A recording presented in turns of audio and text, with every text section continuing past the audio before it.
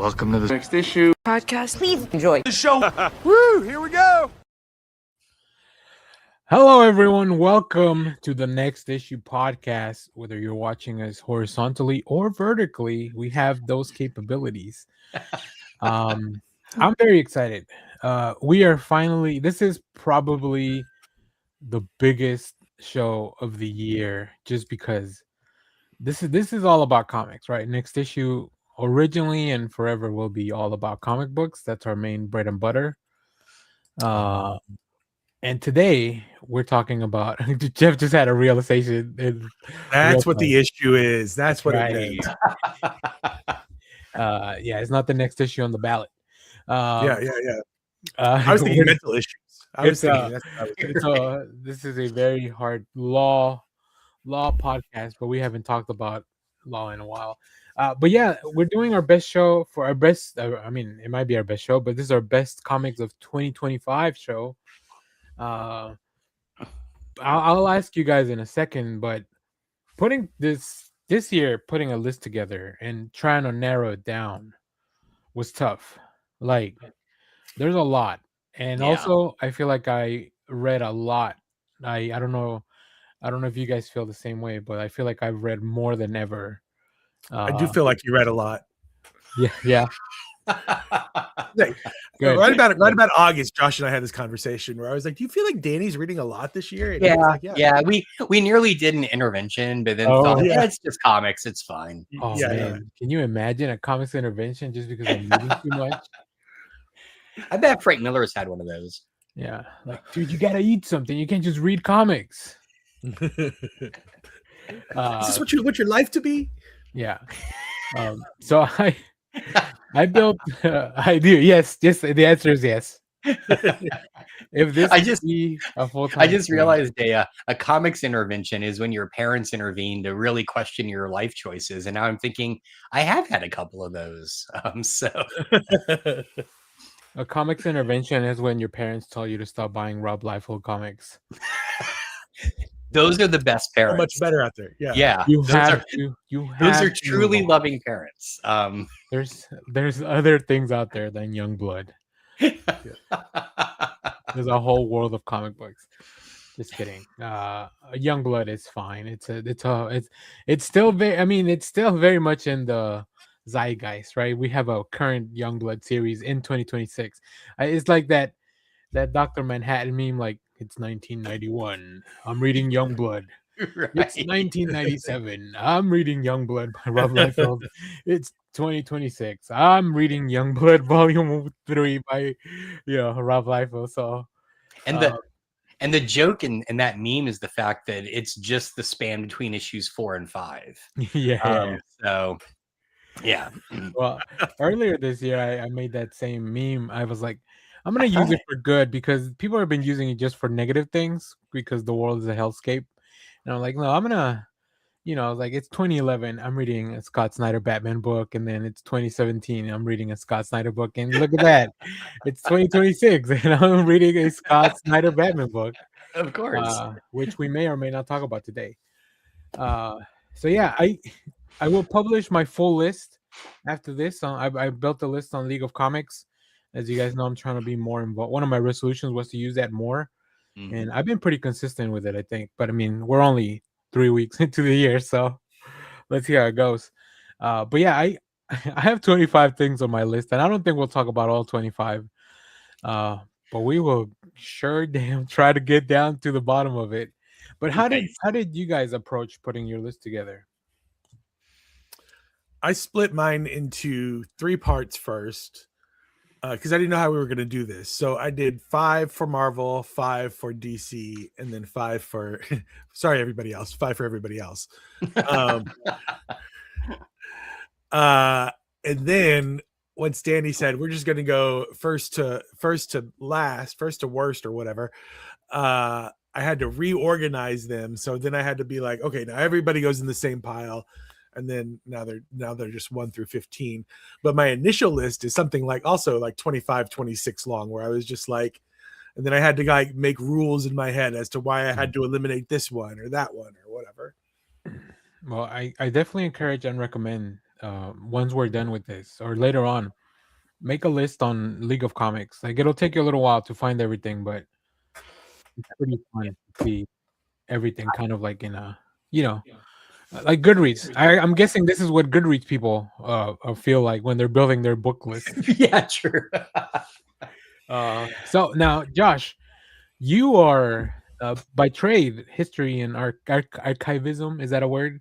Sure. I feel like that's up your alley. And looking back, how did you approach this in an academic sense? In an academic sense, I approached this the way I approach most things, which is I started panicking because I worried I didn't have enough data. So, but what I ended up doing was cobbling a list together by taking your advice, Danny, and I went back to our old show notes. And boy, I missed a lot of shows. I don't know why you guys keep me around. But I went through all the show notes from 2025 and reminded myself what I had been reading. And then I went through my pull list history on League. Oh, yeah.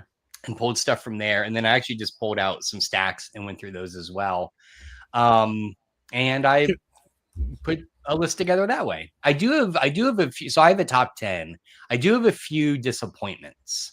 Okay. Like things that I was really excited about that just ended up not making me excited. Yeah, we can talk about that. Josh always bringing the negativity to the show. That's right. It's the also my academic training. So, it's Can I say when Josh was going through like this is how I did it, and he was like revisiting everything, like in my head I just had this image of this montage where like the song "What a Day for a Daydream, what a day for a daydreaming boy," like that starts playing, and he's just like looking at the notes, and like his feet are kicked up behind him as he's remembering the good old days. Like he's in a field running around. He was like, "Oh yeah, episode 15 back in March." Yeah. I'm like staring out a window, but what's outside the window is just comics, Yeah, so, whimsically, just thinking about the good old days. They're like they asked him at his comic shop, "Sir, please get off the floor. We don't want to have to You call can the smell police." one, but don't smell them all. Right? Yeah. That's a health code violation. You smell it, you buy it, sir. Yeah, I mean, and I went around and I looked at there's a lot of people talking about this, and I put together some lists. Like Adventures in Portes had a really good list. The AV Club, IGN, even The Guardian had some interesting stuff because they always go for like some of those publications. They're like, "Oh, we're gonna put in some graphic novels that you've never heard of," but somebody on our staff either heard about it or read them. Probably just heard about them. Of course. So, but all right, let's get to it. Let's get to the main event. And like I said, we're gonna start from the top. And I know we said from best. This isn't the worst. This is still like the cream of the crop of the stuff that came out in 2025. Yeah. We're gonna start high with, and these rankings are very subjective, of course, because not mine. They are definitive. Okay. Yeah. Good. I do like that. And we as you can see, Clay's not here, so on our next week's show, Clay will have a chance to give his list, and then also Josh will have the chance to talk up a little bit about movies because he missed our movie show, which you can check out from last week. Also, while I'm plugging stuff, HBO's A Night of the Seven Kingdoms premieres tomorrow, and if you want to get ready for it, I have 3 videos on the channel. One of them is a review of the original novella, The Hitch Knight. That's right. I did a book review. I'm a book person. Nice. I'm actually reading another book, unrelated to anything. I'm just kind of reading a book. So good on me. You guys heard of the Quran? Yeah. Who's the academic now? It's Dianetics. You guys, I have. No, it's not. We have to cut that part of the video on the man. You gotta get to know the enemy. Oh man, we're gonna get so shut down now. Anyway, back to our regular coverage. But Tom Cruise is coming on the show next week. And that would get the clicks.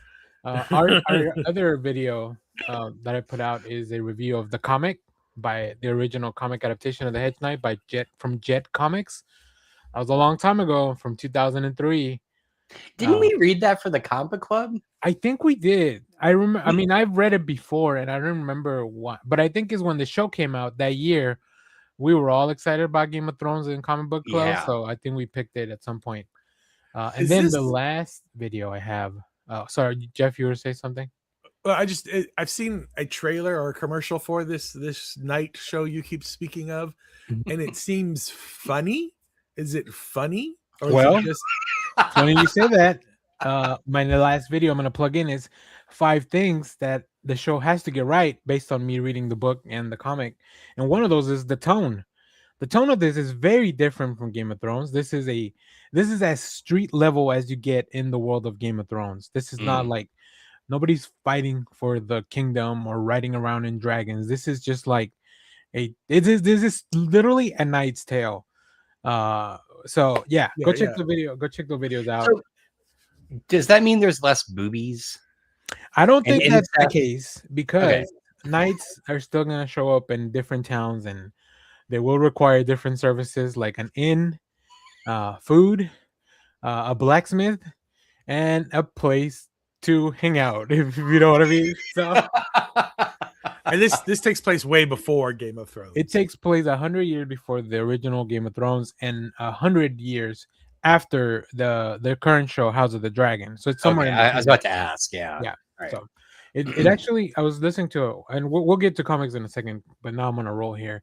I was watching George R. R. Martin talk about how this book came together, and an author friend of his was putting together an anthology called Legends back in 1998 or something.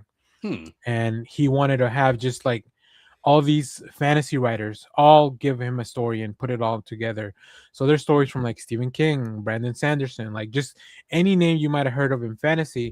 And George had published the first book by then, but it wasn't like a phenomenon like it is now with the show and all that. But he was asked to do a story for that, and that's where it came from. So yeah. And then tomorrow, of course, after the premiere, I'll probably go live and talk about the first episode, and there you go. So we're getting back to I love that story. So all right, let's get into comics, and we're gonna do it the same way we did the movies. We'll start with Josh.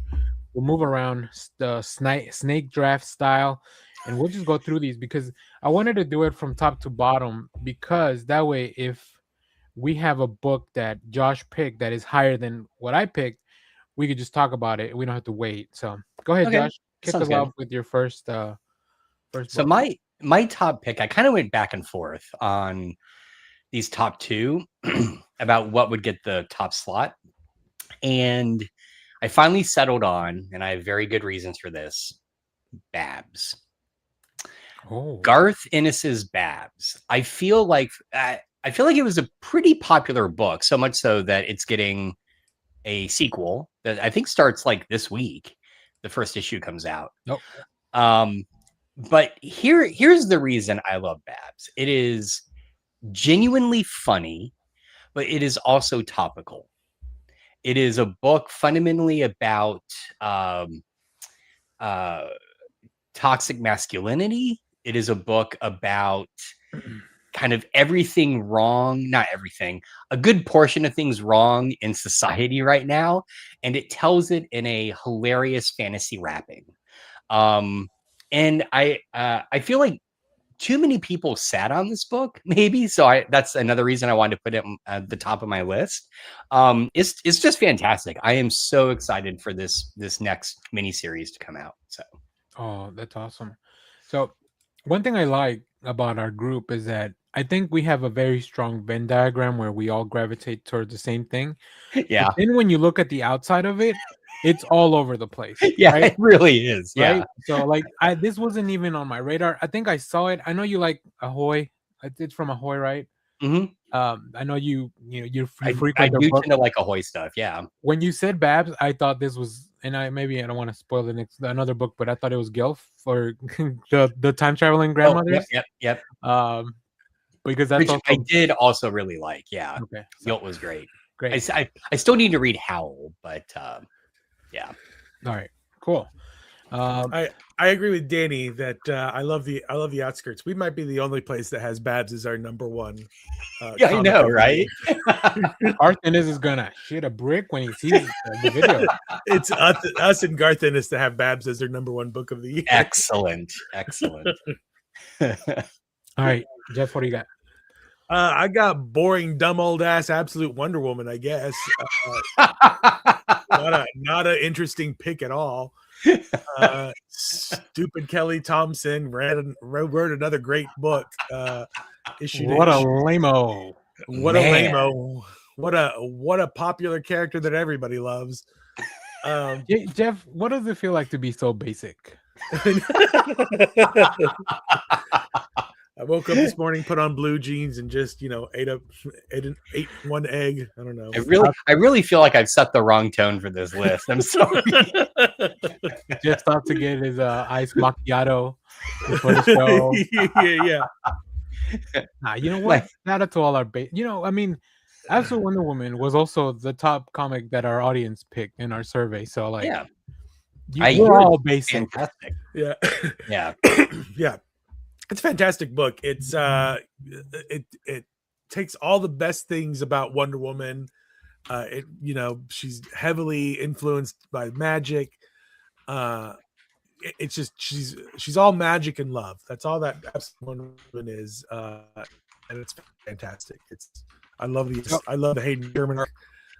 Most of the series, even the artists that they use are really good. It's just there hasn't been a bad issue that there've been dips, but even the dip ones have been great. You're still just rolling along, Yeah, it's like dips from a 5 to a 4.5, so it's not like that. Yeah. Well, that's actually my number 3. So I'll talk about it a little bit as well. I love this series. It continues to fight for the top, and I guess you'll see maybe through my list that maybe it beat out the other thing that it keeps fighting through the top for the Absolute line. I mean, I love the Absolute line as a whole, but man, Absolute Wonder Woman I think the thing that puts it over the top is that she has a giant sword, and I love a protagonist with a giant sword. Who doesn't? I mean, Guts. We have Ichigo from Bleach. We have Cloud from Phantom Fantasy, and now we have Absolute Wonder Woman, who has a magical arm and carries around a giant sword. So I love the series. I love the things that Kelly Thompson is doing. She just recently met Absolute Batman, and that was a lot of fun. And Hayden Sherman is putting out top level work. Remember that name because you'll hear it again on the list fairly soon. So Josh, do you have any thoughts on Absolute Wonder Woman? Is that on your list at all? I have not read a single Absolute book. How do we get you to read Absolute Wonder? Do I need to go to your house with one of these? You might have to. Okay. No, actually, here's how. Hazel's going to start reading. Get Hazel. I'll probably borrow hers. Right. But no, I have heard, again, you could completely invert my comment about Babs and be like, what kind of moron isn't reading the Absolute books? So, but no, I do need to read Absolute Wonder Woman. I've heard it's great. I should probably read Absolute Batman because you guys keep going on about it. Yeah. I think anytime I want you to read something now, I'm just going to I'll send it to your wife so that it can be trickled down to your daughter. And then you guys, and then you'll have to read it. I just find it sitting on the coffee table. Look, what's this? So books keep showing up. Great. Yeah, that would work. All right. Let me talk about my number 1 book. Now, I haven't talked much about this book because I don't even know who might have read it. But if you haven't read it, you're really missing out. My number 1 book of the year is Jesse Lonergan's Drome. And I need to read this. This book is insane. Not only does it have a fantastic story, it is a big chunk. It's 200 something pages. I was lucky enough to talk to Jesse Lonergan this year about it on the Irie Comic Books podcast, but the comic book stuff that Jesse's doing and exploring in this book, like the paneling, the layouts, it's really hard for me to just kind of show you, but Jesse Lonergan always has very distinct paneling and work. I think you guys would really appreciate this book because it's also a really cool story. It is kind of like a fantasy story. So yeah, I think Drome is just one of the best things out there right now, and I don't think that enough people are reading it, and hopefully this will encourage people to go out and check it out. It's from First Second and Macmillan, I think. So so take that. Who's basic now? Bum, bum, bum. But I just wait till you get to the rest of my list, though.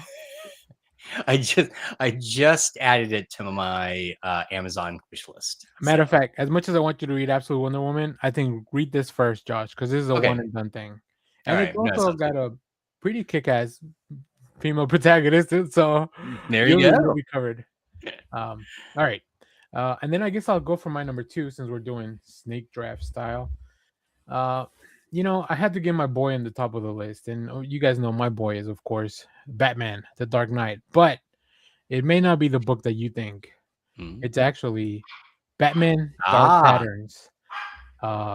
Hayden Sherman, as I mentioned once again, Dan Waters. This is to me like the essence of what a Batman book is when it comes to the detective aspect of it. The way that it builds in these 3-issue arcs. Uh, I don't know. This is like it became for me an instant classic. yeah. It's the way that it Yeah. explores the world. You know, it's set in a Gotham in the past, so like it doesn't mess around with continuity. And Hayden Sherman's visuals are just incredible. So I don't know if this was on any of y'all's list. It is Both. my number 2. Ding ding. It's We my got our number first. 3. We got Yeah, our. there we Oh, go. cool. We hit. That's our first jackpot. So Now I am. I'll let you guys talk about it now. Oh, okay. Go ahead, Jeff. Yeah, it's the best Batman story that I've read in years, I think. It's a complete story. You know, it's again, Hayden Sherman. We talked about Hayden Sherman already. Hayden Sherman artwork is fantastic. And I think we all read it differently. Danny, I know you were reading it in chunks, and I was just reading it month to month. Same. But I think it just read great, fantastic throughout. Like either way, you can read Either it as a way, whole story, or in chunks, or like it's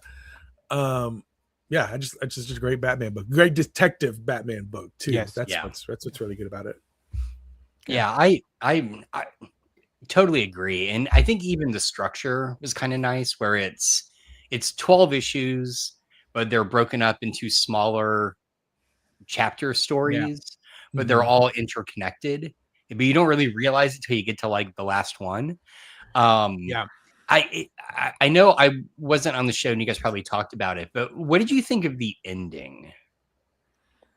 I really feel like it was the best ending that I could probably think of, just because there's no other way to kind of gel everything and have this fit in continuity. So it's almost like not a compromise, but just like maybe not as impactful as it could have been had this just been like a Black Label story or something like that, right? Yeah. Which I think it's more difficult. I think it's more difficult to have Oh, okay. because if you just go out, that's such a every cover. But if you just have a blank slate on a Black Label book, you can kind of do whatever you want. With this, Dan Water has to play within these boundaries that have been set up, right? Yeah. He can't kill Batman. He can't, like there's a lot of things that you can't do, and I think that's a lot more difficult. And it still felt like once you thought about it, every arc does build to that. Look at that picture. Yeah. Oh, yeah, that page. I love those interstitials of like different shapes, the panels being in different shapes that Hayden Sherman does. He does that a lot. So yeah, that's kind of overall. I do have a plug in another video. We have a full review of my thoughts on the channel if you want to check that out. But I don't know, Jeff, what did you think about? Well, I mean, the audience too, Josh. Sure. What did you think about it, Jeff? We have an audience? I hope so. Ooh, the book, the Dark Patterns. All right, I already told you. The ending. Oh, the ending. That's why I had to pull it out. I was just like, I don't remember it being like anything that I irked at or anything like that. I just thought it was like a good ending to a Batman book. Just like, I guess I mean, I wasn't disappointed. I just felt like, and I think I often feel this way at endings, I felt like the last issue was kind of rushed, and I wanted just a little bit more breath with what was happening with the antagonist, with Batman, with the side characters.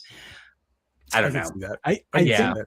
the book feels like there's a lot of reveals, but I think upon a reread, once you know what the ending is, you'll see that the clues were kind of there from the beginning. Oh, okay. That's a good point because I've only read it once, so I should So probably go back. it's not really rushed. You just Yeah. weren't hip to what was going on, you know? That's a nice way of saying I'm a dum dum. That's fine. No, but listen, I'm telling you, the only reason I did a lot of this stuff is because I am making videos for the channel, and I don't want to sound like an idiot, which it's still very hit or miss proposition. So, the collection for this will be out on March of this year. So when you see my list on League of Comics, that's what I've added, the collection, because I'm talking about the whole series. So now, Jeff, you Yeah. said this was your number 2 as well. Yep, This was my number 3. That was your number 3. Okay, so let's go to your number 2. My number 2 is Fantastic Four by Ryan North. Nice. Now, Both. question. Okay, yeah, is it pre or post number 1? Yeah. I'm just calling it As a whole? because just as a whole, because it's not there was no real reason to reboot that series. Yeah, that kind of bugs me. Other than they were launching the movie. They did it for the movie, obviously, I think. Well, and I think to bring in a new artist, but and to bring in a new artist. Yeah. Which also kind of bummed me out because I did like whoever was did doing too. the. I mean, you can't go wrong with the Berta Ramos. Absolutely nothing wrong with that. But it's just like, why are you replacing the old guy? Like he was doing a great job too. But this is a series you can pick up pretty much any issue from any Ryan North issue and just read individually, and you're getting a great story. Yep. And there is, if you read enough issues, you do kind of see the through line that is what is happening that led up to Emperor, the One World Under Doom's crossover event. Yeah. And going forward, but you know, it doesn't matter because you're just enjoying every single issue and you're learning something every single issue. Yeah. Because Reed is a genius, and like every issue, there's like some little factoid that Ryan North puts in there that's a real thing, and it's such a good comic. It's so good. Nice. Josh, was this on your list as well? It actually didn't make my list because another Fantastic Four thing did. Oh, okay. I totally agree with Jeff. Like I love this whole run. I guess part of the reason was it didn't feel new to me because again, even shifting to number 1 and kind of rebooting the numbering, it just felt like it more of the ongoing series. Because it started in 2022, which is it's a long time for one writer to keep doing the series. This was actually my number 23, so I'm glad we get a little chance to talk about it. Nice. But yeah, I feel the same way. I love everything, especially all the stuff with One World Under Doom. I kind of put those together, but One World Under Doom is a little bit higher. But yeah, I love the ideas that are presented in the book. It feels like a true family book as well. Yeah.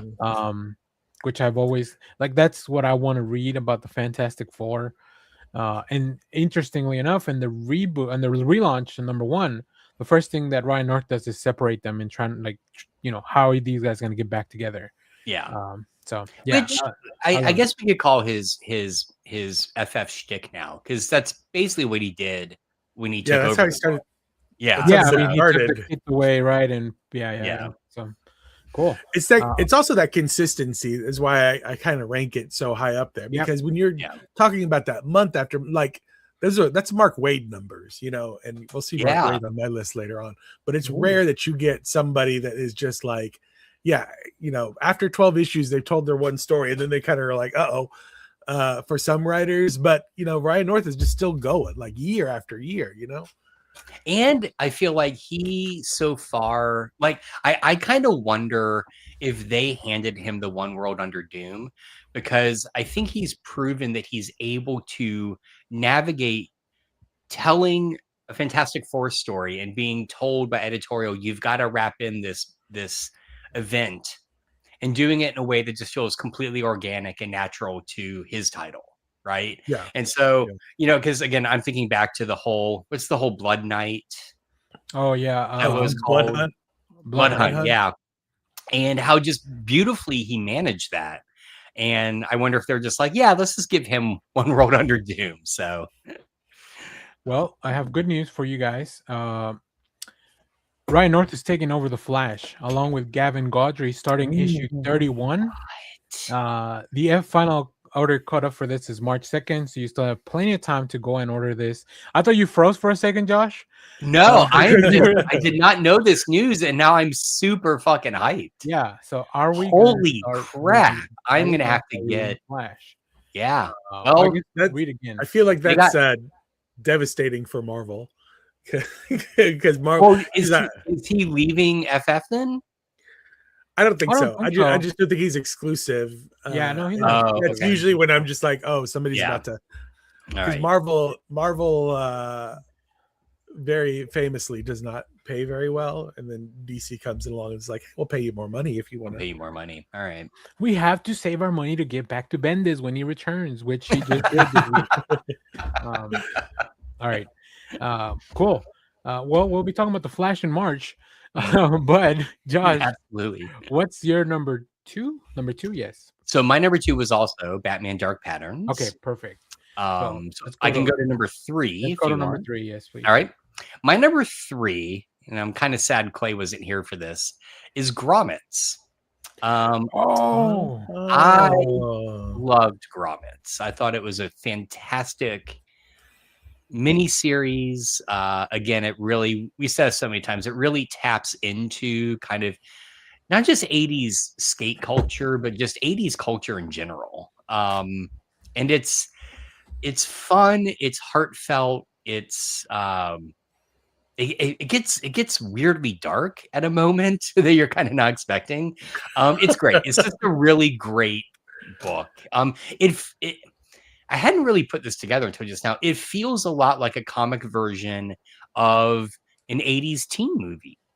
Yeah, definitely. And yeah, so anyway, great book. So that was my number three. I really liked Grommets. Okay. Jeff, did you read Grommets? I did read Grommets, and it did not make my list, but it should have.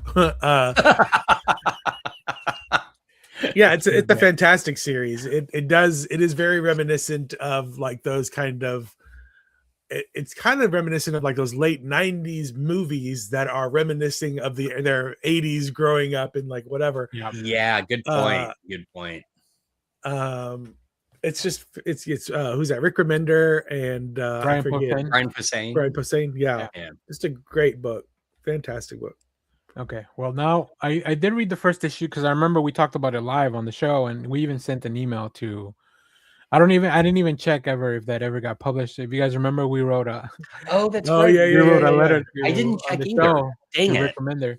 I'll have to pull mine out and see. Yeah, so I'm gonna go. This has been on my read list for a while, so I'm gonna move it higher now. I would be curious to some like what you think of it, Danny, because you don't have any kind of like tether to growing up in the 80s and skateboarding or anything like that. Notoriously hate skateboards. Yeah. So I wonder if it would play out the same way for you, if it's just like, that's just a story, you know. And it's really, I like the decks. It's just the wheels that I'm not a fan of. Yeah, but I do love a skateboard deck. Well, you can just collect the decks. There was a Grommets deck. I know it was. I almost pulled the trigger even if I hadn't read the book because it looked super cool.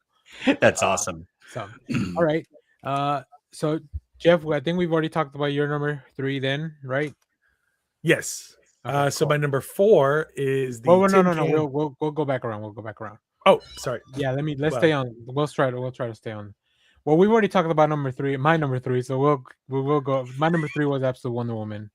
Okay. So we will go to number four, and then I'll come back to you in a second. So my number four was Jonathan Hickman and Marco Cicchetto's Ultimate Spider-Man. I love that book. It's God damn it. It's remained so good all throughout. I think kind of on the same wavelength as the Fantastic Four. It's just consistently so good. The art, and we have David Messina as well, sometimes coming in and as an artist that whenever it's not about the story's not about Peter, that's when Messina comes in. And obviously this has all been leading up to the Ultimate Endgame, but the book never felt like it was just a connection or a part of something bigger. It just felt like maybe once the book ended, like I feel like the book ends, I think, next month. And then from there, the only time we'll see this Peter Parker will be during the Endgame event. But it's such a good book. Like, I hope Marvel learns from this and they just let Peter grow up and have a family Yeah. and be happy. Yes. That's why they They took won't. away. Be happy. They won't. They won't, because he's stuck in space right now with an alien suit. Well, and have you seen what they've teased for the upcoming Yeah. Spider-Man stuff? Yeah. Spider Carnage. Well, Spider University too. Oh yeah. There's That might be teasing fun. everything but Peter Parker having a family and being happy. Yeah. They're like, it's almost Spider-Man like joins the circus. You know. there are 3 things we won't never do at Marvel: never bring back Gwen Stacy, never bring back Uncle Ben, and never let Spider-Man be happy with a family. That's I like how all that's canon. that's the narrative. But yeah, I love it. It's such a great book. I don't know if any of you guys have that on your list, because this is from. I mean, it started in 2024, but it's been super solid through 2025. So It is. And It's number 10 on my list. okay, cool. I have not read it. I've skipped all the Ultimates reboot. Well, stuff. once it's all wrapped up, you'll have nice 4 volumes too. My favorite thing about aside from the Chichetto art is the Uncle Ben J. Jonah Jameson relationship. Yes. They are, and Uncle Ben is alive in this universe, and it is Aunt May who is no longer around. Oh, interesting. But Uncle Ben and J. Jonah Jameson are these two like old news hounds. Like they still like they run like an independent like online newspaper basically.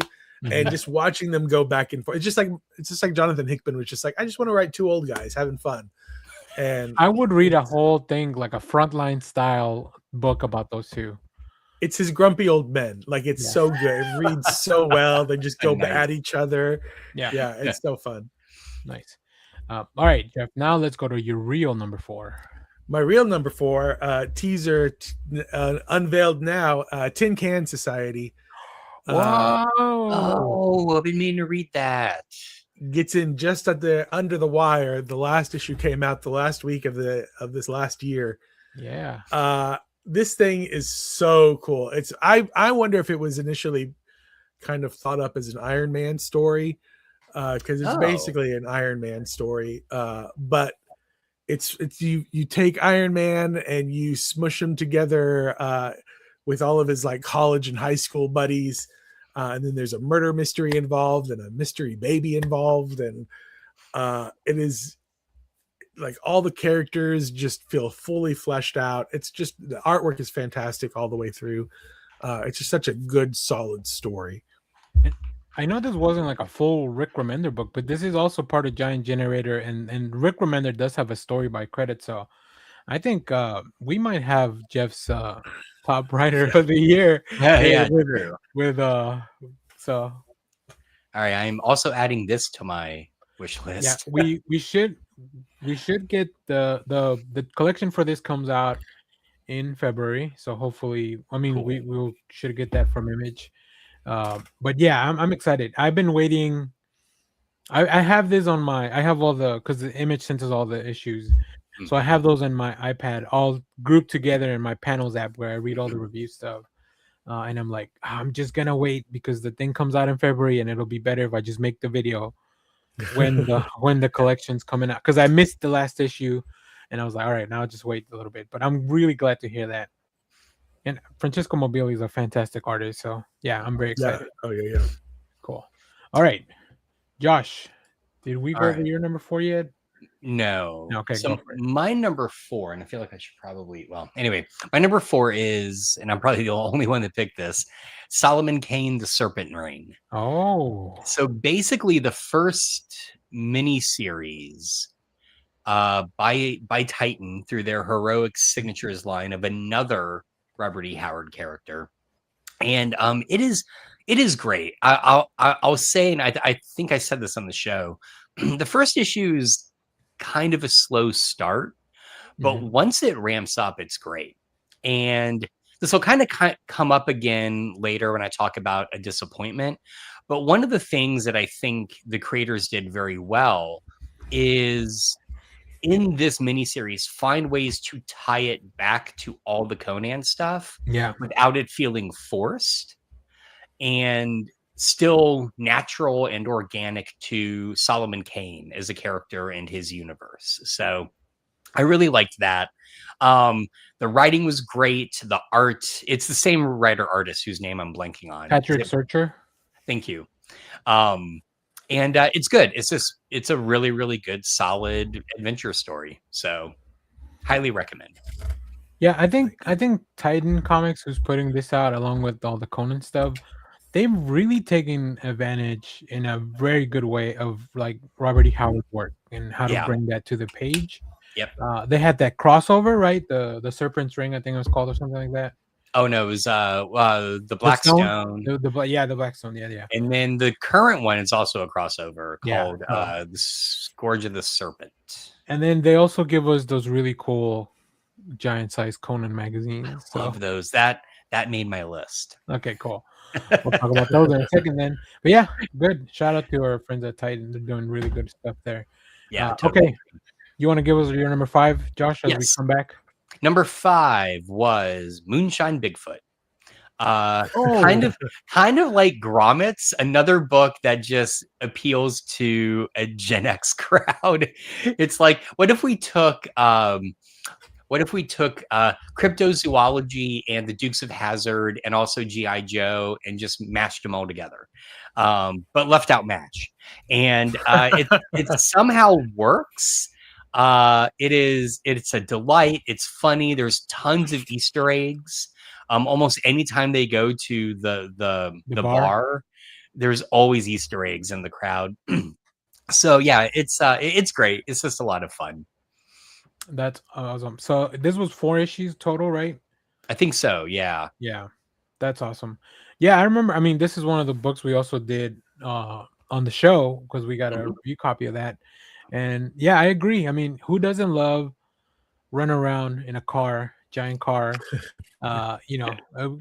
escaping from the baddies? Very like, what am I thinking? What's the guys with the General E? Yeah, Dukes of Hazzard. Dukes of Hazzard. Dukes of Hazzard. Thank you. Yeah. Yes, very much. But instead, it's a Bigfoot. It's a Bigfoot. Yeah, and there's also aliens and secret societies. It's fantastic. So it's a great one. So very cool. Alrighty, Jeff, do you want to give us your number 5? My number 5 is Birds of Prey by Kelly Thompson that ended this year, an ongoing that ended this year. Sadly ended. It was and the ending was not satisfying. I'm gonna be out.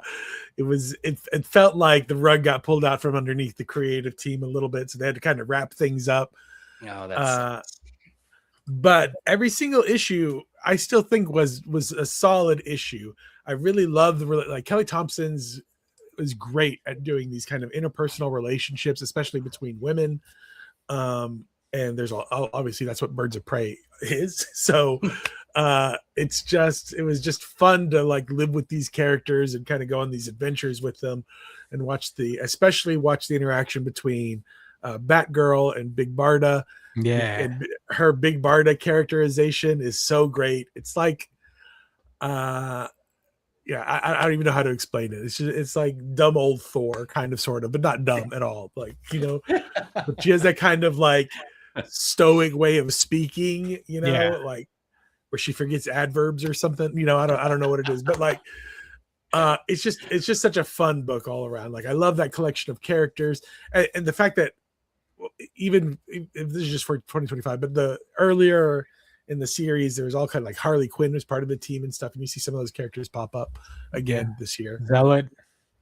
Zealot, yeah. It was just such a fun book.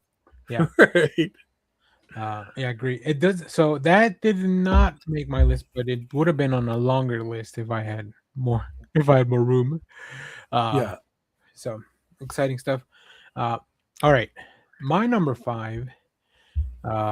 Once again, this was probably not a surprise to anyone, but it's Absolute Batman. Nice. I've been reading Scott Snyder books for the majority of my comic book. I don't think I can name so I started reading comics in 2012. I pretty sure I've read a Scott Snyder book every year since then. So something because he's been doing stuff all the time. So yeah, Absolute Batman is incredible.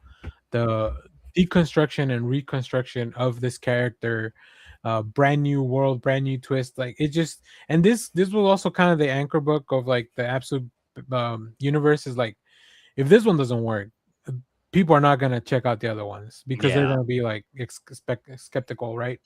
Um, so yeah, I love this book. Every time I get to a next issue, and they've I don't know how they've planned out the artist roster in such a way that it just truly fits with everything. So Nick Dragotta doesn't have to like kill himself to get pages done and get to the next one. Like there's breaks in between arcs, but you can tell that his presence always there because of that really incredible design of this character.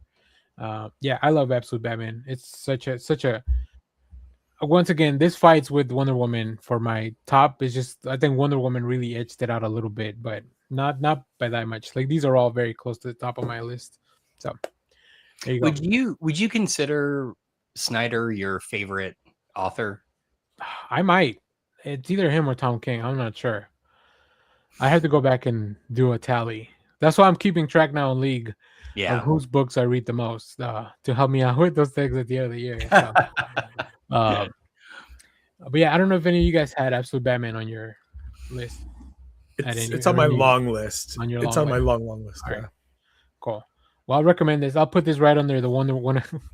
When I'm sending Hazel books, I'll put this right under the Wonder Woman Nice. book. So okay, and then I guess we'll go to my number 6. Right? Does that sound right? Mhm.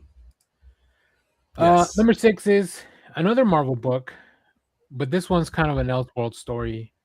It is by Charles Soule, Steve McNiven, Daredevil, Cold Day in Hell. This is just a 3-issue miniseries, and this is pretty much like, I don't like saying this as this isn't like a slight of like, oh, they're just copying the premise. This is Daredevil's The Dark Knight Returns, but Mhm. it is. I don't know that there's anybody that understands Daredevil as much as Charles Soule does. Mm. Going back into this is like, this could be the last story of Daredevil you ever read, and it's so satisfying. But I think the best part about this is that Steve McNiven somehow found another gear to go into. His art just like leveled up. I don't know if it's because maybe it was 3 issues, but they're kind of oversized. Um, I don't know if it's because he found like the time, like that maybe he had been working on this for a long time. It's incredible. Like just, I don't know, some of the best stuff I've ever read, and specifically maybe my favorite work by McNiven. The way that he draws an old Daredevil, like he's grizzled and he's old and he didn't really have his powers for a long time, so he's trying to do good in this like apocalyptic world that the world kind of collapsed into. So yeah, I'm very excited. Um, the cover of the collection for this, I think it's already out. So oh no, it'll be out February of 2026.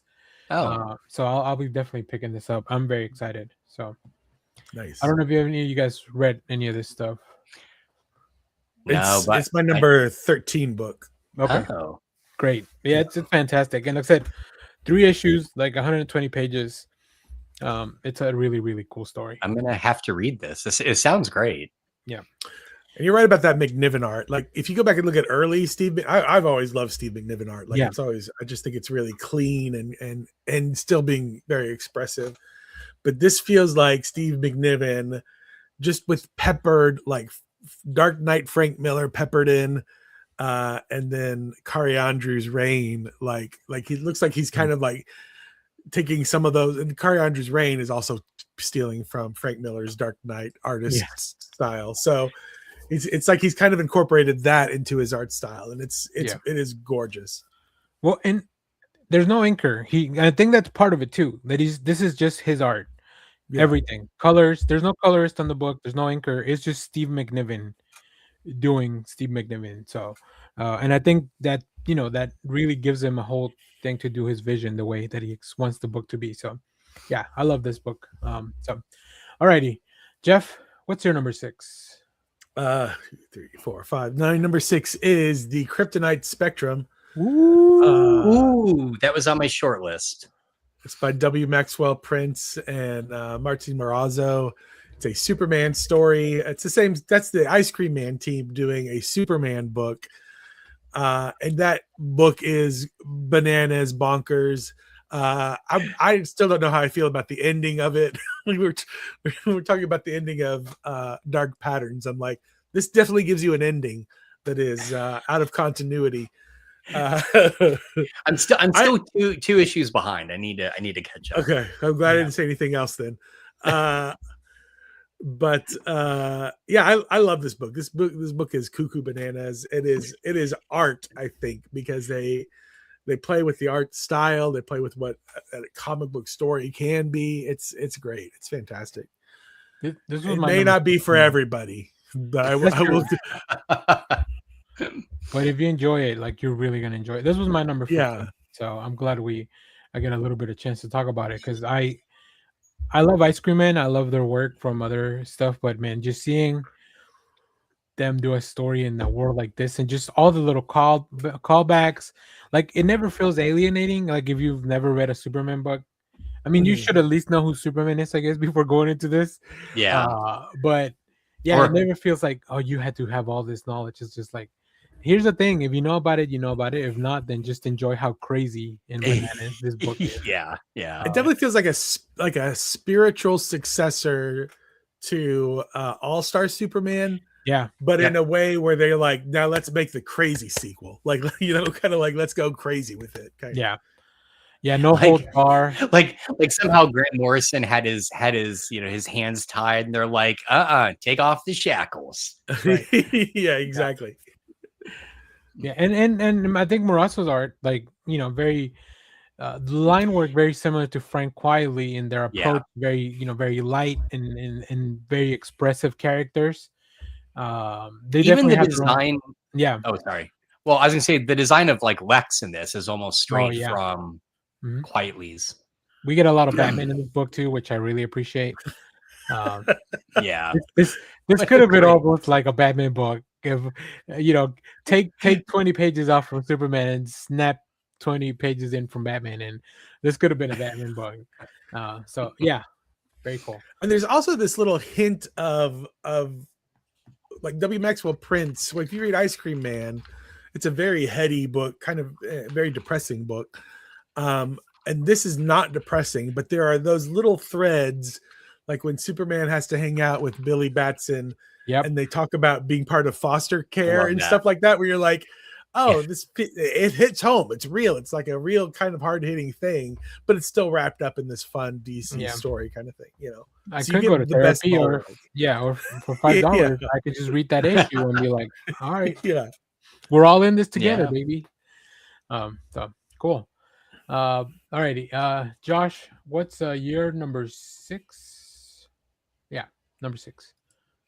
So my number you just did Solomon Kane. Shit. Did you mix them up? You guys there? Yeah, I'm here.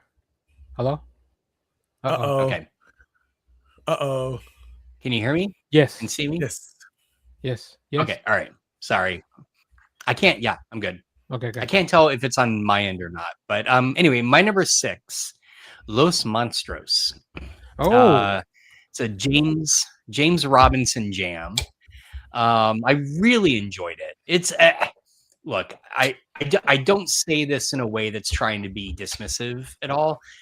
I don't think it does anything brilliant or spectacular, but it just takes a bunch of tropes, brings them together, and just does it really well. So it's a film noir style detective story with monsters taken straight from Universal Monsters, right? The art is fantastic. I think I even said this when I read the first issue, and I'm blanking on the artist's name, but it feels... Thank you. His art feels very Dave Stevens, and I say that with the highest praise. It's really, really great, and it works beautifully for this book. So it's not very long. I think it's only 4 issues. Yeah, maybe 5. Is it 4? Yeah. But really, really good. highly recommend. So yeah, that's my number 6. Nice. We should have the collection just came out at the beginning of January, so I'm gonna make sure that Oh, we get that awesome. over to Clay, because if there's somebody that likes Starman here. Yeah, exactly. Yeah. I mean, I know a lot of you guys like Starman, but I feel like we have to get Clay to read another James Robinson book. Mm-hmm. Cool. Well, you want to give us your number 7 as well? Yeah, my number 7, and I'm surprised it hasn't come up yet on any of your guys' lists. Matt Fraction's Batman run. I'll be honest, I was a little skeptical going into it because I don't have a lot of faith in the main line of most major characters comics anymore, with the exception being Fantastic Four. But this has proven to be really great. It's a solid take. It is one of those rare instances where, number one, if you've not read any other Batman book and just kind of jump in and get going, hit the ground running. I'm looking at you, Amazing Spider-Man by Zeb Wells, as the antithesis of this. And it's great. I've really enjoyed it. Again, I'm about 2 issues behind. I think I need to read issues 4 and 5 or 5 and 6. Mm-hmm. Yeah. So this was on my list at number 12, and the reason it's so low is only because there's such a low issue count in 2025, right? I think we only got 4 total issues. Yeah. But it's still 4 really good issues. Like, yeah, there's a lot to dig into there. And I mean, it's a Batman book. Jorge Jimenez also, like, maybe the Batman artist of this generation. very good. Yeah. So I love it. I love all the little. We talked about this, I think, when we talked about the last issue on the Sunday show. But Jorge Jimenez adding all the little, like, here's the this is the bat belt and this is what it does, like, and it just, you see it in as the story's kind of going on. I love all those little things, and I'm sure that a lot of that comes from Fraction's script, so they're doing such a good job together. And I also just kind of read, I mean, I kind of miss reading a Matt Fraction book.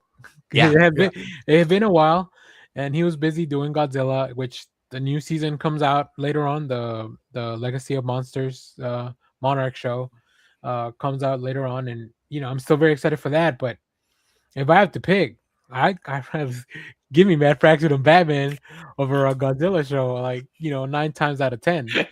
I have there's so much other Godzilla, but there's only one Matt Fraction Batman running. So yeah, unless Godzilla starts having dialogue, give me the Batman Fraction. Like, hold on a second. If we give Godzilla an internal dialogue, yeah. That'd be great. Here I go again swimming.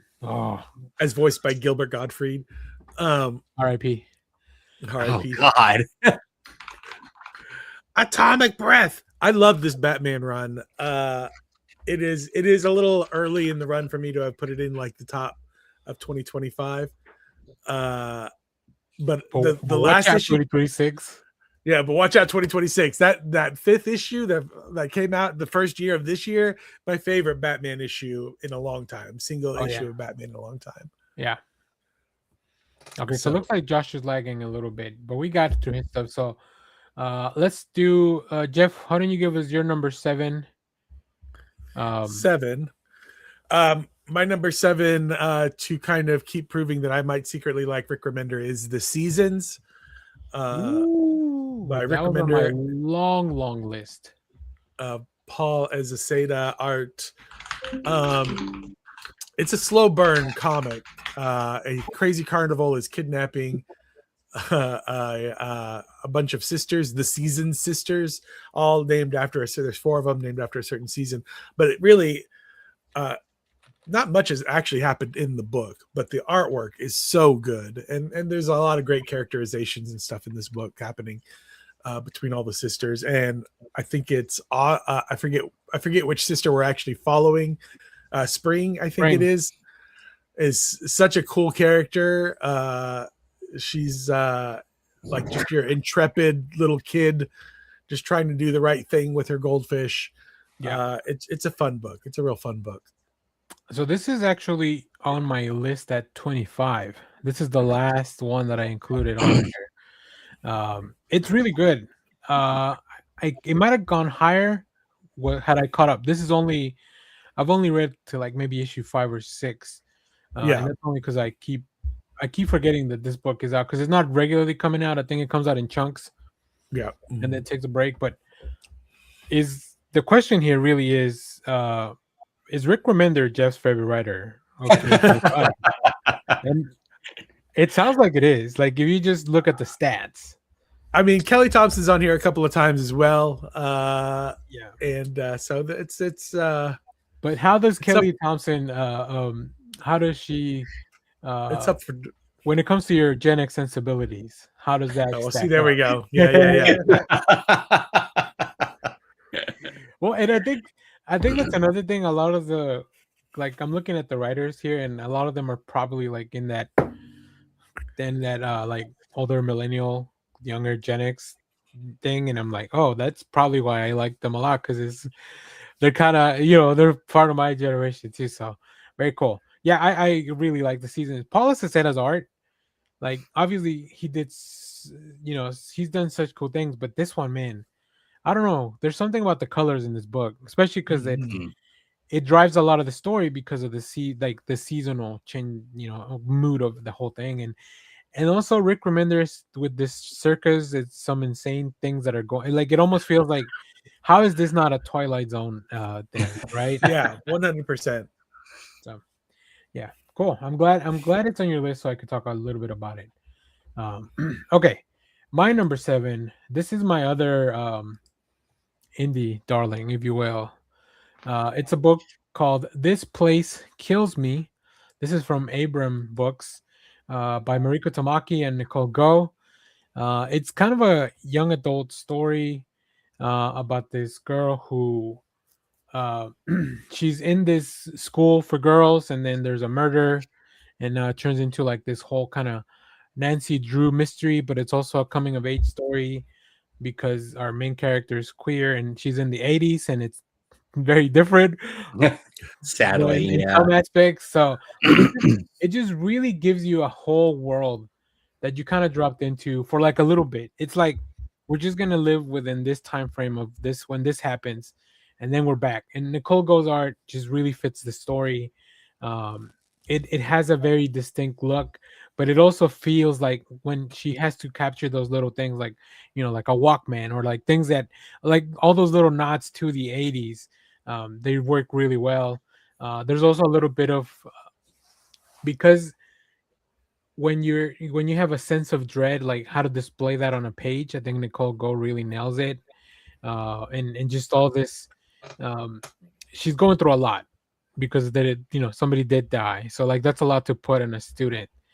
So yeah, I really like this book. And Mariko Tamaki, like she's been writing a whole bunch, like she's done a lot of DC work and a lot of superhero stuff, but man, oh man, I need to go back and look at more of the work outside of the capes, because sometimes, and that was one of my resolutions for the year, like just to dig into some of this stuff that doesn't make it into the comic shop unless you kind of order it, right? Like this is something you would probably just get at Barnes and Noble instead, in their not in their graphic novel section, but in that illustrated young adult section of the book of the store. Um, so, and if you read Laura Dean Keeps Breaking Up with Me, then you're probably familiar with Mariko Tamaki and these coming of age stories. So yeah, it's great. I love this book, and I really really recommend it. So alrighty, let's go to number 8. I'm surprised this one hasn't made it, maybe for some of you guys, because I think we all read it.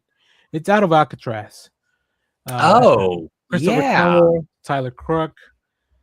The idea of this like else not Elseworld story, but like this alternate universe escape from Alcatraz, like what if? Like Hmm. it's so good. Alternate fiction. Yeah, I think alternate is the- fiction. Thank you. It's so good, and it's only like 4 issues, but they all work really well. Oh, it's 5 issues total. Sorry. Yeah, I mean, I don't know. This book just like I feel like more people need to like get a hold of this. If anything, even if you don't care anything about the story of Alcatraz, like Tyler Crook's art in this is like incredible. It's really good. Yeah. Painterly, it just like really fits the story. It can get really dark, especially those first few pages where you're in the water. Um, and then also obviously has a lot to say about the 60s and the culture back then, and with these men on the run. So I really like it. There's a lot of twists and turns, and I think it has a very satisfying ending as Oh, yeah. well, which is not. It's almost like if the book manages to seamlessly shift focus as you're reading it, and then you get to the ending and you're like, oh, we didn't. The story was not originally about this, but here we are. But it still works. So yeah, I Christopher Campbell was such a good writer. I can't wait to get back into the Briar Sleeping Beauty retelling that he's doing. So I don't. You guys also read this, right? Did you guys finish Out of Alcatraz? I only read the first issue, so I need to get the collection to read it. Okay. Yeah, this made my long list, and I loved it. It feels like it's a great period piece. I definitely, you talk about like things getting adapted or getting picked up to become movies, like Mhm. Exquisite Corpses. I'm like, oh, this needs to get picked up. Yeah, right. I would Yeah, love to totally. watch a film version of this. Get It's great. get Campbell back to his roots, right? He did that Halt and Catch Fire show on Halt and AMC. Catch Fire. Oh, Make that was this- him. Yeah, that was Didn't- him. Uh-huh. Oh, Make wow, that's a this- great show. Make this an AMC series in the style of Halt and Catch Fire. That'd be amazing. Yeah, because that was a great period piece. Especially, Yeah. especially for everybody from Dallas. We're like, Yeah, exactly. just pointing at the screen. Yeah, he also did the Lee Harvey, where like whatever happened to Oswald's body or something like that. So I think he likes those Oh. like alternate reality stories. Interesting. Yeah. And maybe Dallas in general. I don't know. We'll have to. Is he we'll have from here? I don't think so, but I have to reach out, see if he ever wants to come talk to us, because Yeah, that'd be great. If just as people that live in Dallas, like that's very interesting. That Mm. if it's not the X-Men tearing up downtown, or go to the state fair. Yeah, true. That's interesting because the guys that do the Texas, what is it? Texas Blood. That Texas Blood, like they've never been to, like they've only been to Texas once. Yeah. Like, and it was like for vacation or something, and then they based this whole thing around just this one vacation to Texas that they took. They were like, yeah, that's great. Well, they came back in 2025 because I got to meet them on at the fan convention. But yeah, I agree. Yeah. It's interesting that people that they're not from here can really capture what it's like. Okay. Yeah. Let's go to Jeff. You're number 8 if we haven't talked about it. 3, 4, 5, 6, 7, 8 is Exceptional X-Men by Eve L. Ewing. Oh, we have an My X-Men favorite. on board. We have an X-Men book. I couldn't pass these guys up. The X-Men have been rough all for, I don't know, since the fall of Krakoa. Yeah. Both in real life and in their comic book life. But I love this. But this is far more a New Mutants book than it is an X-Men book. And it does it doesn't. So Gail Simone, Yes. Gail Simone's book and Jed McKay's book. My biggest complaint with them is they have way too many characters that they're trying to corral into the story. This Eve L. Ewing book, it does introduce 3 new characters, but it only has Kitty Pryde and Emma Frost. Bobby Drake is like a side character, but he's like a very small part. But it's just these 5 characters, and that's all they focus on. So everybody gets a chance to kind of develop a character. And it's just like Eve L. Ewing seems like a younger writer, so she really I don't know how old she is in real life, but she definitely captures that young when she's writing these kids. They sound like kids, as opposed to sometimes you see like Mark Wade writing a kid and they sound like Mark Wade writing a kid, Oh, skibbity toilet, eh? Yeah. Hello, fellow Yeah. youth. Yeah. I just had such a blast with this book, and I'm glad that it got taken away when they did the alternate universe Age of X thing. Yeah. Age of Revelations thing. But she is getting her own book, and it is a book based around kind of returning to the school concept of the X-Men X-Men United, right? Something like that. X-Men, yeah. And so I'm excited for that. Cool. I started reading this, but then like all X-Men, really, it was a rough year for me and the X-Men in 2025. Yeah. Well, you broke up with them, right? Yeah, but it's okay. Wolverine's bringing me back. So he's my. He is the lover of the group. I don't know how to quit him. He's the group. I wish I do. But yeah. So I'm excited to see what happens in the future. This and the Gail Simone book are the ones that are like I should read those. I should catch up on those. So okay, Josh, if we haven't talked about your number 8, what's your number 8? My number 8 is Savage Sword of Conan. Ooh, I love the revival of this like late 70s, 80s magazine format that, you know, when I was a kid was always up there on the high shelves with the naughty books. And I just I just like it coming back. I like the anthology format. I like the fact that anyone who's not reading comics could see this in a store, pick up any issue for the most part, and just read 2 to 3 standalone stories that you don't need to have any prior knowledge of.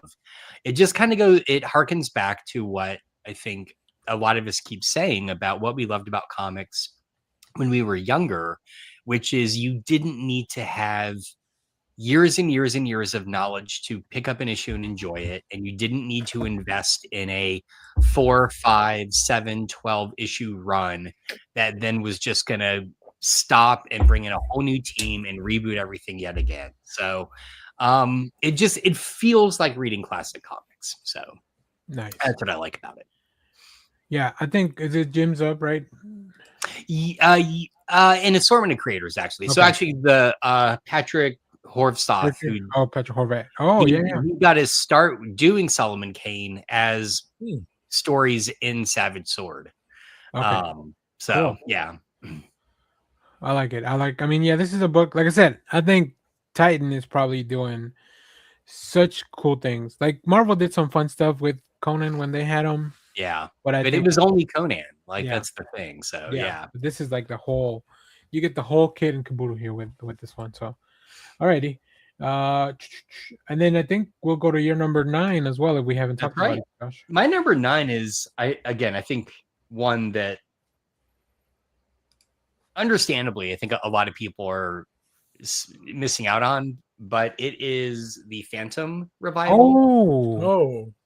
I will say again, I went into this a little with low expectations. I feel like often when these characters are revived, looking at you, Dynamite, they don't always do a great job. But did I freeze? No, you're good. You're good. Okay, all right. Sorry, guys. But this is Mad Cave, and Ray Fox, Russell Olin are doing it, and it is just fantastic. It is really good. The storytelling is great. It's captivating. It doesn't really deviate that far. They're not trying to do something completely, bonkers with the character, but it does update it to kind of contemporary sensibilities. It's just really good. I'm shockingly really enjoying this a lot. So, but yeah. So go check it out. The Phantom. It's still ongoing. I don't know how many issues it's going to be, but I think issue 5 comes out pretty soon. Yeah, 4 and 5 should be coming out in these 2 months. So cool. Yeah. So anyway, I saw this because Mad Cave sends us a lot of stuff to look at, and this was one because of that same thing of you mentioned. Like sometimes it's hard to reboot a character. Yeah. What was it? The Defenders of the Earth. Yep. Oh, that was awful. Which we were kind of burnt by a little bit. I was like, maybe I'll skip this one. But yeah, see, I think a lot of people did, which is understandable. So yeah. But now that you brought it up, I'm very excited to go back. I'm here to tell you it's great. Cool. So and I think I'm trying to I'll look for the Russell Olson art because Freddie Williams did the covers, so that I are very different covers because they just feel very pulpy and kind of fun and old fashioned. Oh, nice. So those are cool covers. Cool. Yeah. All right. I do like that there's wave of like those older characters that are kind of making a comeback. There's a Jason Aaron's taking on Thundar the Barbarian later on this year. So that sounds amazing. I'm so excited about that. I'll read Yeah. that. Holy shit! I didn't know I'm- that was coming. I'm sending emails left and right. Like, hey, can we talk to Jason here? Because I think it's Dynamite, right? Is I it think it's Dynamite? I was Dynamite. going to ask. And just whether or not- Dynamite all right. was the one that led me talk to Ed Brisson. So hopefully Okay. this all works Because out. like I didn't mind the Herculoids. I only read the first issue, but man, give me some Thundar by Jason Aaron because I love Thundar anyway, and I feel like he's a perfect writer for it. Because Jason Aaron Maybe did Daniel such a- Warren Johnson would also be good. yeah, But but you know, Yeah, Jason Aaron did a really cool Thor, and I'm not saying that they're Yeah. the same, but I mean the vibes are similar. yeah, the And vibes Jason are Aaron very also did similar. Conan, which even more Yeah. similar, right? He was I think he did that. He that did really cool Savage thing. Avengers. No, that was David Pebbles, but he did the standalone Conan book at Marvel, and then Oh, I think it okay. all kind of led up to that King Conan story at the end or whatever. So Okay. great. Alrighty. Who's next? Where are we at? Number 9 for you, Jeff. Yes. Number 9. Yes, sir. Number 9 for me is Transformers. Oh, I'm Transformers. interested to hear this because I have thoughts. But go on.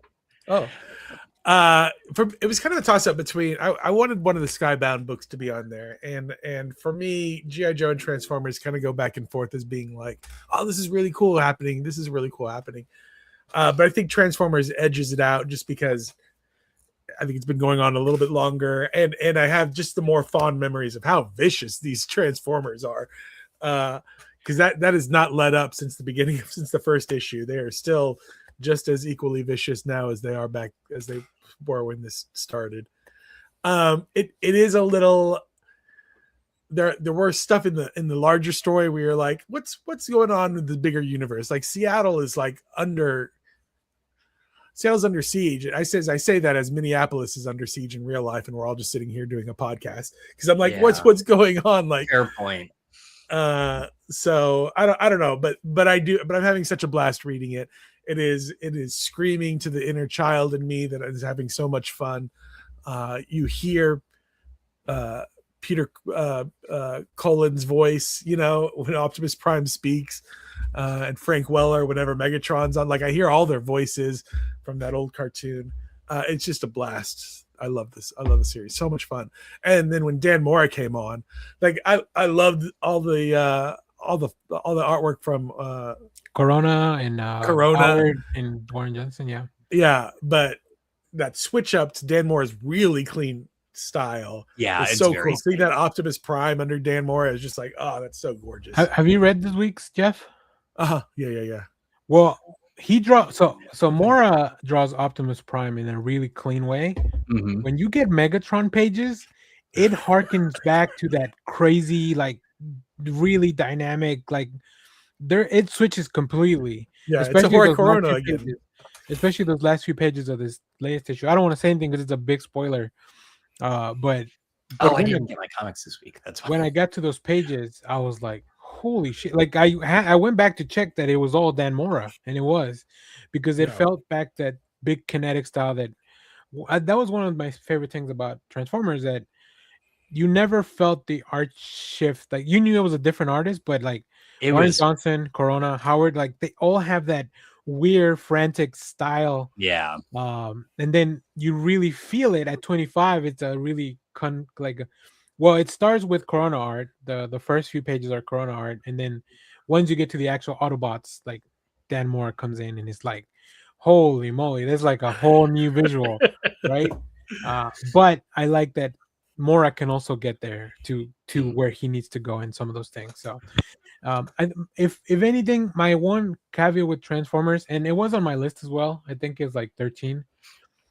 The stuff in Cybertron felt a little bit too disconnected. It almost felt like it had to be there for the Void Rivals book to connect somehow.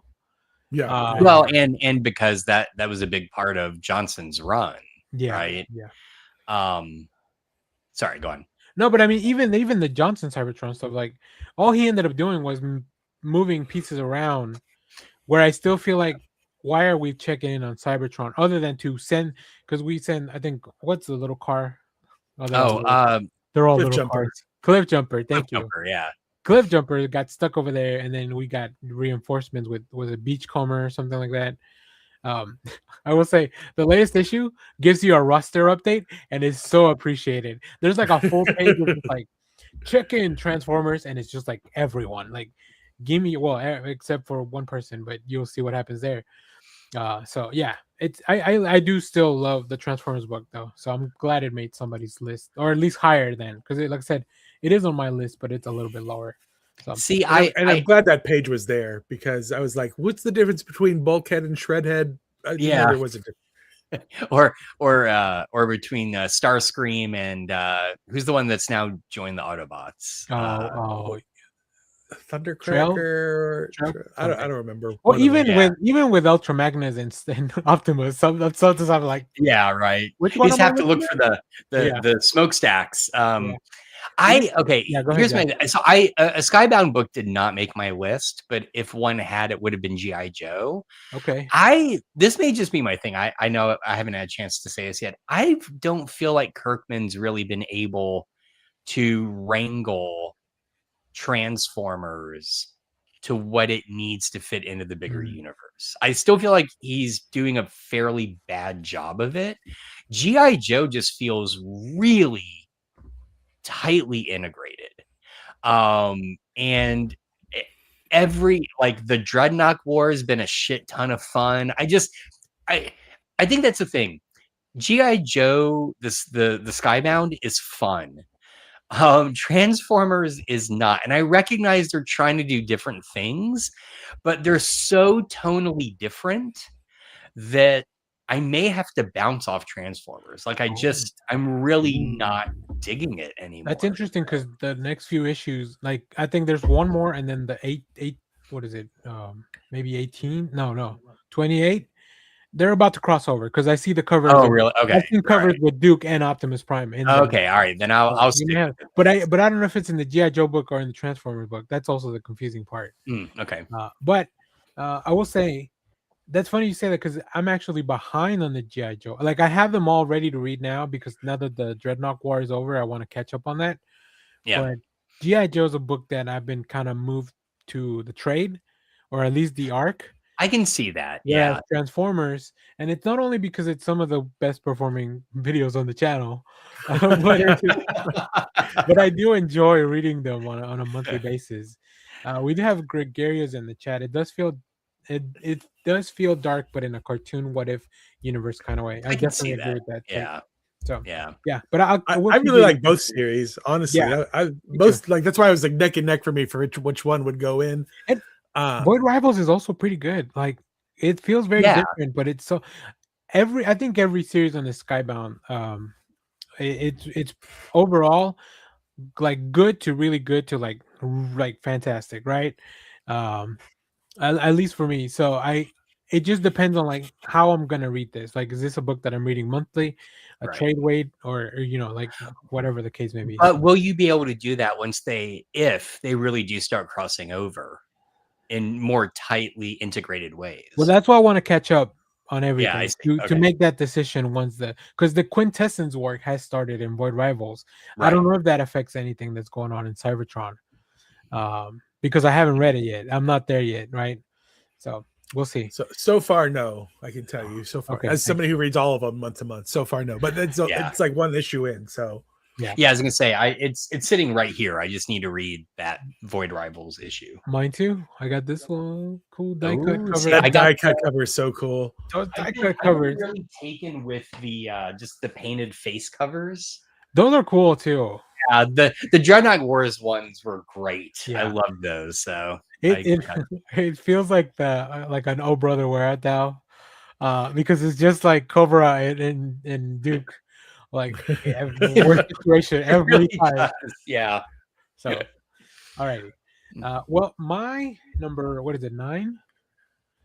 It is a book that maybe should be higher. It's Absolute Martian Manhunter. Interesting. All right.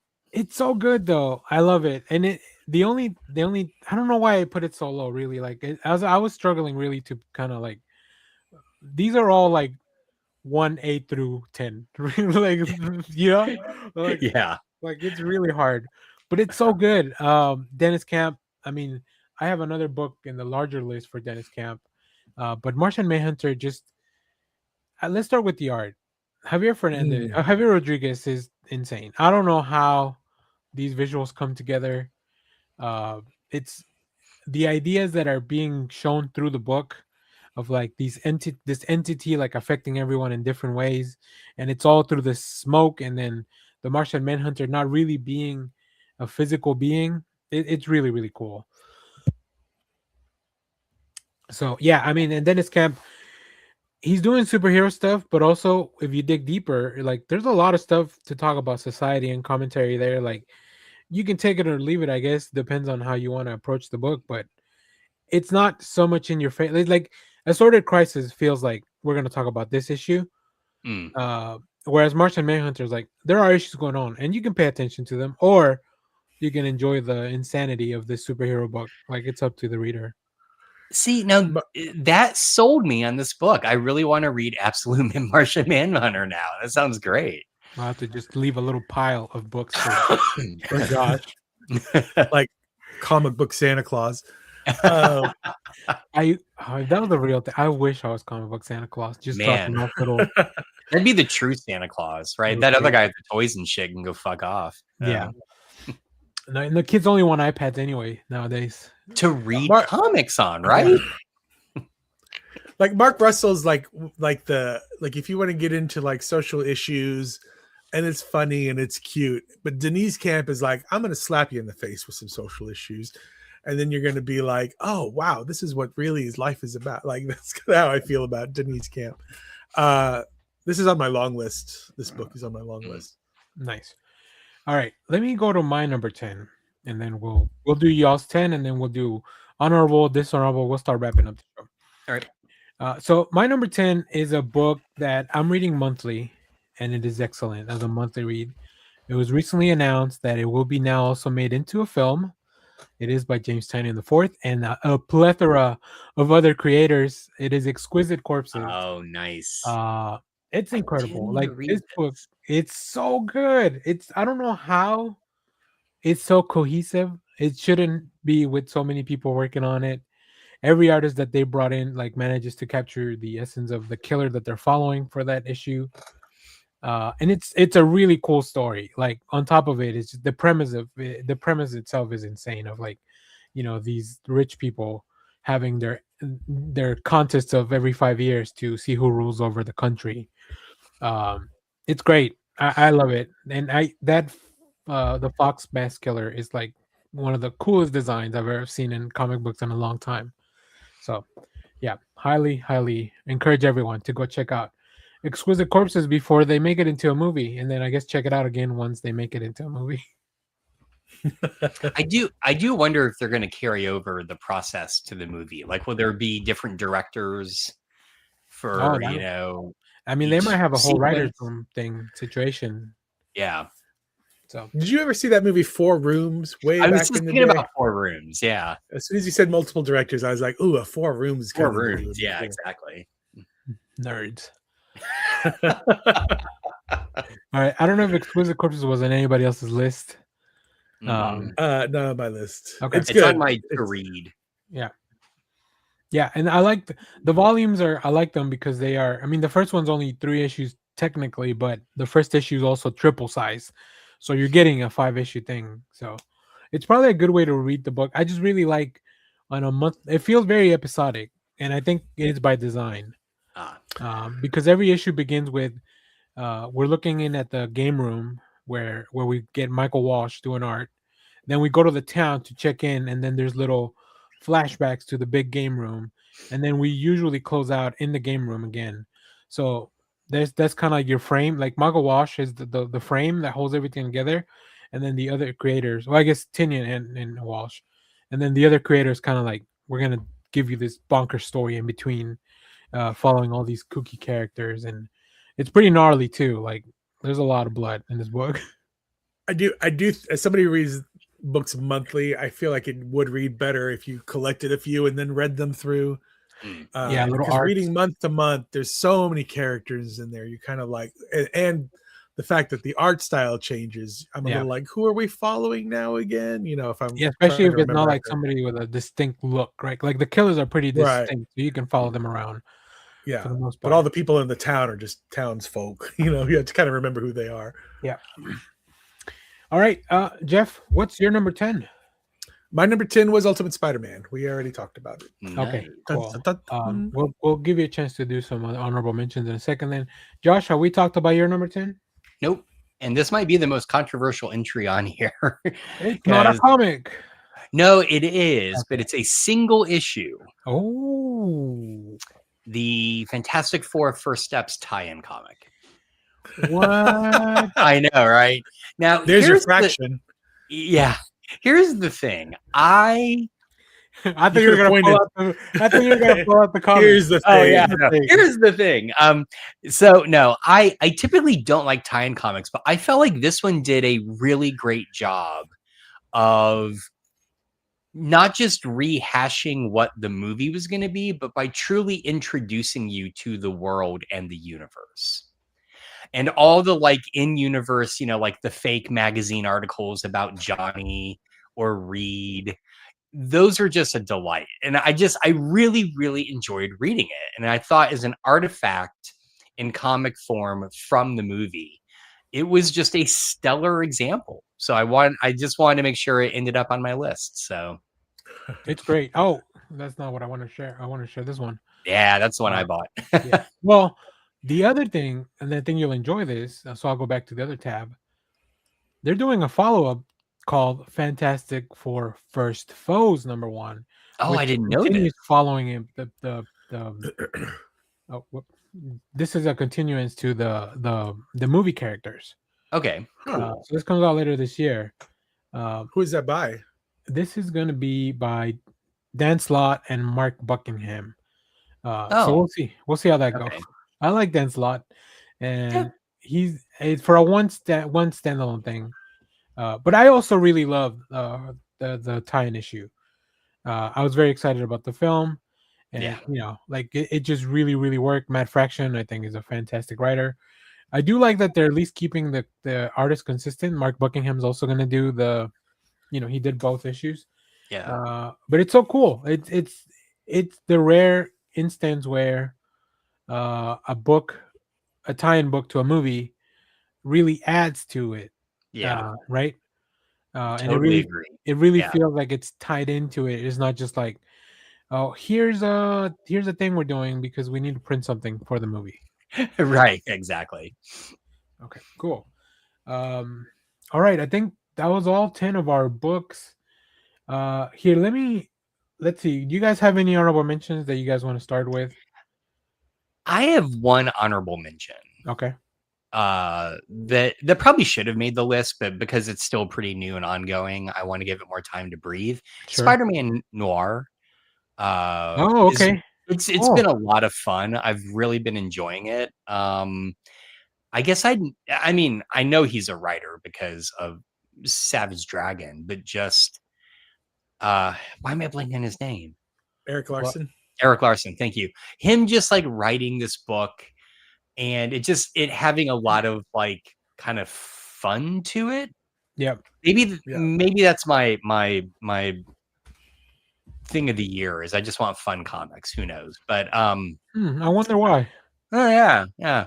What the hell? But no, it's good. But it also doesn't really pull its punches, Yeah. you know, like the whole mystery around Gwen Stacy's dad is he's really got himself in a bind, let me tell you. So yeah. So but yeah, that's an honorable mention, but we're only 4 issues in, so I just want to give it some time to breathe. Cool.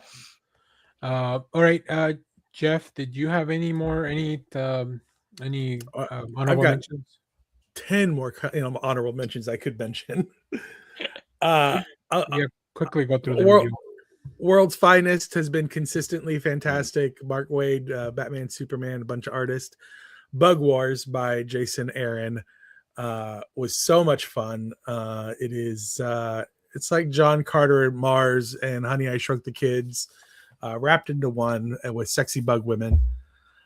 Invisible Man, the Universal Monsters Invisible Man by yeah. James Tinian and Denis. Beautiful artwork, very creepy. Rainbow Rowell's Runaways, which made a comeback, quick comeback for the One World Under Doom kind of tie-in. I love those characters. I'm glad that they kind of keep them in. Marvel keeps them in rotation. Assorted Crisis Events. Man, if you want to be sad, read that book. Sacrificers has that's another recommender, isn't it? Yep. Sacrificers, bird people taking over gods. I love it. We're taking everyone down with us. Was such a fun riff on That was James cool. Bond That's very villains. cool. Yeah, I agree. Feral month to month has been fantastic. It's Walking Dead for cats. And then my one that I don't think anybody else really. Oh, Cheetah and Cheshire Rob the Justice League. I think that is just such a good heist comic. Yeah. And then Pastime, vampire baseball players in the I meant to read that. like the 1920s. I love that book. That's a great book. That's another book that I'm like, this should be a film. This should be a cool movie. Okay. Before we get to some of the Josh's dishonorable mentions, I have one thing that I also like. I think this might be my favorite standalone issue of the year. It is the Titans Annual 2025, the Donna Troy issue. This was great. Like Phil Jimenez did some like I don't know that anybody understands Wonder Woman now that George Perez has passed. Quite like Phil Jimenez. I feel like he has a very special connection to the character. Now, obviously, this is about Donna Troy, but it's still all in the world of it's all very tied in together. So her connections with the Titans is very strong. So it's just a very emotional issue, but it also feels like you can kind of feel Jimenez loves for like his love for the character. So yeah, I think that was probably the best like standalone issue of a comic that I read this year. Real quickly, some other highlights. Resurrection Man Quantum Karma was great. Ramby. The Power of Fantasy by Karen Gillan, which will end this year, so maybe that'll be higher on my list next year. I also had The Invisible Man, but also The Mummy, the Universal The Mummy one is also very good. I have bought all of these and I just have been sitting on them. I just need to grab them and just read them. Bite the bullet. Yeah. Yeah, we have in the chat, the Power Omega Slice says the Power Fantasy is epic. I wish it was ongoing. I know it's coming to an end, but maybe it's for the best. I don't know. Karen Gillan has big ideas that I feel like he always plans a beginning, a middle, and an end. So I'm glad that that things are kind of happening in that order. Also, another Ram V book, The New Gods. Ooh, nice. It's incredible. Evan Cagle and Ram V reuniting for a New God story. Jenny Sparks, the Tom King book. This is the only Tom King book I have on my list. Interesting. Zdarsky's Captain America. It didn't make it higher because it doesn't have as many issues. That was the only thing, that it's still very young. I'm giving it one more issue, and I may have to bounce off it. It hasn't. I don't know. It hasn't grabbed me. Okay. So. And the last one, Falling in Love on the Path to Hell. It's great. Oh, it's a really good book. Gary Duggan and Gary Brown, full-on Gary book. It's really good. So I'll publish my full list on League Comics afterwards. I'll put the link below. I'm gonna force these guys to build their list as well, so they can also share it. Got mine started. And then so that's our favorite stuff. Now, Josh, to close the full Gen X loop on here. Yeah, I know. Wah wah. What do you? Complaint corner with Josh. Yeah. Well, this is probably unfair, but I had 3 titles that I was very excited about. Okay. And they just did not pan out. All right. The first of these was Lucky Devils. Oh. Give me a book by the same team that did 8 Billion Genies. And I'm like, slam dunk. I'm there. I read the first issue and half the second. I'm like, I'm not into this. And again, that may just be my fault, but it just, I don't know. There was just something about it that didn't click for Okay. me. Now I will say this because I'm on that book and I started reading it month to month and I was like, I feel like this is gonna be a better thing all at the same time. I So kind of wonder that. maybe we'll revisit. I mean, Yeah. I'm definitely gonna read it, but Yeah. I'll definitely because I do like the premise. I find it interesting. Yeah. Yeah. I think like 8 Billion Genies, it has an intriguing premise. Yeah. But at least for me, unlike 8 Billion Genies, while the premise was good, it wasn't enough to carry me forward. Got it. So Got it. Okay. the other one like that, and man, I had, if you showed me a cover and a title that screamed Josh will love this, it is Godzilla's Monsterpiece Theater, and somehow I just ended up hating it. I don't know why. It's everything that I like, but it just did not work. Did you see the Godzilla Romeo and Juliet? I did, and I burn me once, shame on me. I will say it's a different team.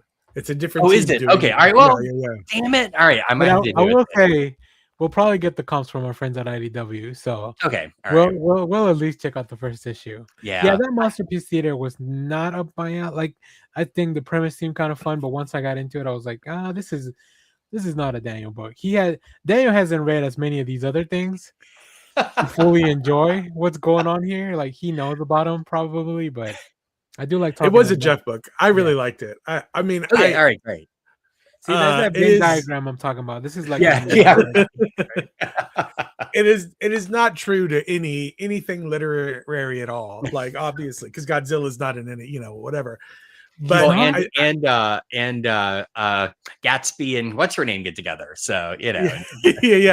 I think you have to have kind of like a rudimentary knowledge of all that stuff, but just enough of it, but not be so true to it, like because you have to be able to let it go because Godzilla's in West Egg, because it's and it gets so cuckoo bonkers with the addition of Dracula and Frankenstein. Like it just goes off the rails, like Sherlock Holmes. Like it's nuts. It's like a 8-year-old telling you a story. I will say, I think that's why I liked it. If there was anybody that could handle that assignment, it's Tom Scioli, because he did that Transformers G.I. Joe book, like from IDW. I love that book. Big nonsense. That truly is him just playing with his toys. I feel like, I don't know. This one, I guess it was the type of toys that I wasn't used to play with, maybe. And that's why I didn't.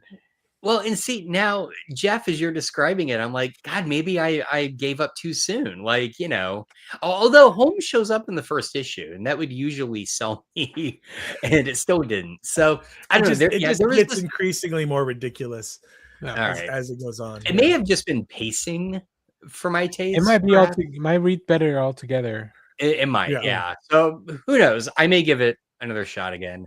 And I think Scholey's art it's kind of that, it's a simplified comic style. I almost think it might read better in like an artist format kind of thing where you get to see his art really big. I could see that because that's kind of what they did when he did that. Did he do the Fantastic Four? Yeah, he did the Fantastic Four one. That was like the X-Men one. Oh yeah, the Grand Design. Yeah, and I liked that. I thought that was great. But it was also large format, right? So yeah. He also did a GoBots a long time ago. That's really fun. Oh God, I would read that. Now this last one may come as a surprise, and I want to preface this by saying I am still reading it. This has not impressed me at all. The Scourge of the Serpent, which is the next like big event book with Conan and the other Howard characters. I think the thing that bothers me about it is the basic premise feels like a retread of Battle of the Blackstone. Right? There's a MacGuffin, and it's drawing them all together, and it just, I don't know. I was kind of shocked how little I was enjoying this because, as you guys know, I'm a big fan of all this like Titan, Conan, heroic signature stuff. But I'm going to read it through to the end, and maybe I'll have a different thought by the time it completes. So I don't know. Is it only 4 issues or 5? I think, maybe. Okay. All right. Yeah. Right. Okay. I don't. Jeff, did you have anything else? Anything like? No, I don't live my life in hate like Josh does. Good on you. Good on you. Well, let me bring Yeah, something. I gotta have something that gets me up in the morning. Yeah. All right. So Fuel. His coffee mug says "fueled by hate." yeah, Fueled by hate exactly. and coffee. No, the only thing I will say, I hope that Marvel can shape up for 2026 because it was really disappointing. Like the Age of I Revelation. agree. The Age of Revelation was such a letdown for me. Like, because I wasn't excited about it, but I was like, all right, if you're gonna do something different, then do something different. But they didn't because it was just a little temporary thing. And you won't fool me again. You won't take my Krakoa away and fool me again. So that's the only thing. But overall, I think 2025 has been one of the best years in comics that I've experienced. I'm still kind of riding that high going into 2026. Like there's so many good books and they're still all ongoing for the most part. And then they keep announcing really cool stuff with like Vertigo coming back and DC's next level and like the Armageddon stuff, which may be why Josh is not super into the Captain America run because it has a specific mission to get us to the next other event. So That may Yeah. be it. Yeah. but yeah, I'm excited. I'm excited to put Batman by Matt Fraction on my best of 2026. Higher on the list. So yeah, really cool stuff. Okay. Anything else from you guys? Nope. Good. That's it. All right. Well, thanks for everybody that is watching. Shout out to people that sent us some comments as well. Let us know your favorite list. And like I said, once the VOD goes live for the show, I'll drop my link to League of Comics. Follow me on there. I still do. I'm doing a bunch of lists. I'm trying to earn badges and stuff. It's kind of fun too, because I'm checking out the paid version of League of Comics. I'm trying to do it. I'm trying to really put an effort into keeping track of everything to make sure that I get some use out of it. I might be doing a show called The Backlog where I just go in there and go on stream and log all my books while we do that. So stay tuned for that. Once again, come back for our coverage of a Night of the Seven Kingdoms, the new show. And then, of course, we will have our Sunday show where we talk about the comic books for this week.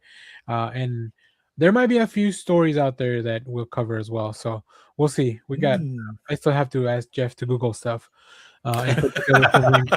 So, alrighty. And come back next week. We'll be doing our miscellaneous best of 2025 where Josh can tell us about his movies, Clay can tell us about his comics, and then maybe we'll talk a little bit of, there's so much TV. I was trying to put together a TV list and it's insane. I don't know that Yeah, wow. That it can't be done. But don't go down that road.